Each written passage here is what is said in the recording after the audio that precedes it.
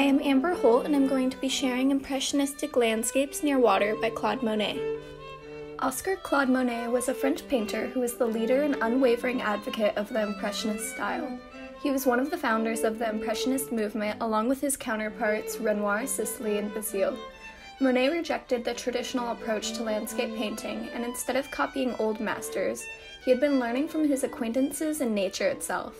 Monet observed variations of color and light caused by daily or seasonal changes, and developed his method of creating repeated depictions of the same scene in series, changing canvases with the light or as his interest changed. Monet interpreted nature as a luminous mass of color. Where previous viewers and artists had only looked for color in the lights and halftones, Monet continued the search for colors in the shadows. This discovery is of lasting value. Thus, Monet's influence will be felt in every landscape of the future.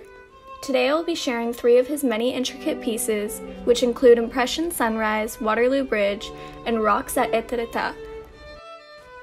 The term Impressionism is derived from the title of this painting, Impression Sunrise, which was exhibited in 1874 in the first of the independent exhibitions mounted by Monet and his associates as an alternative to the Salon de Paris.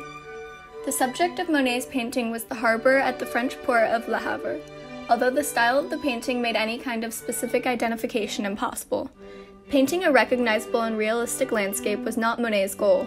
Instead, he used new techniques in painting to stimulate the way the mind perceives light and color and to evoke in the viewer a feeling of what it might be like to be present at the sunset in the harbor. He used broken, thin brushstrokes that suggested the red hues of sunset in the sky and reflected in the water of the harbor, with the shadowy masts of ships painted as blurs of pigment and color. Instead of faithfully reproducing an objective or photographic image of a place, Monet's painting captured a moment with a certain kind of light using bright colors and suggesting movement. In this work, Monet stripped away the details to a bare minimum. The dockyards in the background are merely suggested by a few brushstrokes, as are the boats in the foreground. The whole represents the artist's swift attempt to capture a fleeting moment. The highly visible, near-abstract technique compels almost more attention than the subject matter itself. During 1899 to 1901, Monet went to London for the winter, staying at the Savoy Hotel. The balcony of his room opened onto the Thames with Waterloo Bridge on the left and factory chimneys smoking behind it. This view inspired an entire series of paintings showing Waterloo Bridge. After 1901, the artist dispensed with plein-air studies, completing his London landscapes in his studio at Giverny, which was uncharacteristic of his earlier period. While working on it, Monet became convinced that direct observation was insufficient for recreating the subtle, coloristic harmonies produced by fog, which transformed everything into barely discernible silhouettes. Therefore, repeating the same motifs, the artist now strove to fashion his luminous vision of color without immediate contact with the actual location. He was less interested in the architectural beauties of this place than in the infinite variations of atmospheric effects caused by rays of sunshine penetrating the fog. A series of views of London is the most extensive cycle in Monet's work. It comprises over 100 works in various museums and private collections scattered all over the world. Between 1883 and 1886, Monet often visited Etretat, a fishing village and resort on the Normandy coast where some of his seascapes were produced at that time.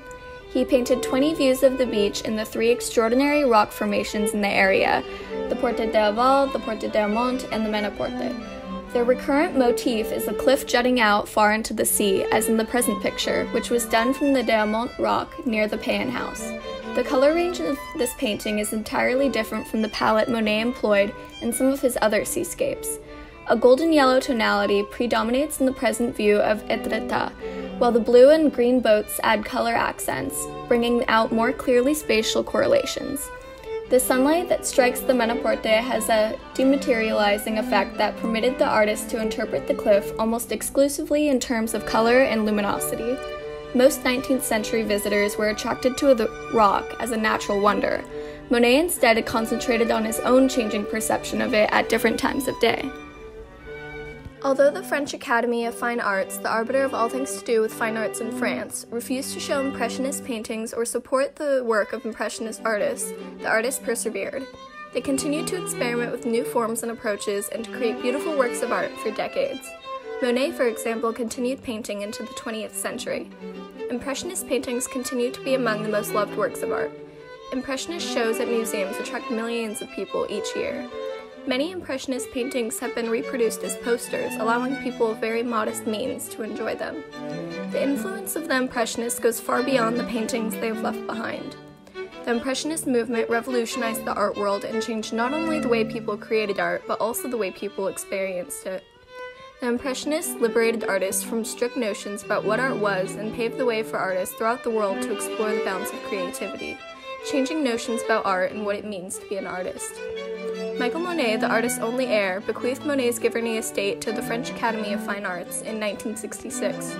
It was converted into a museum devoted to the painter's memory and legacy, now cemented as one of the most significant in the history of modern art. To the right is a little art history humor to close my presentation. Thank you.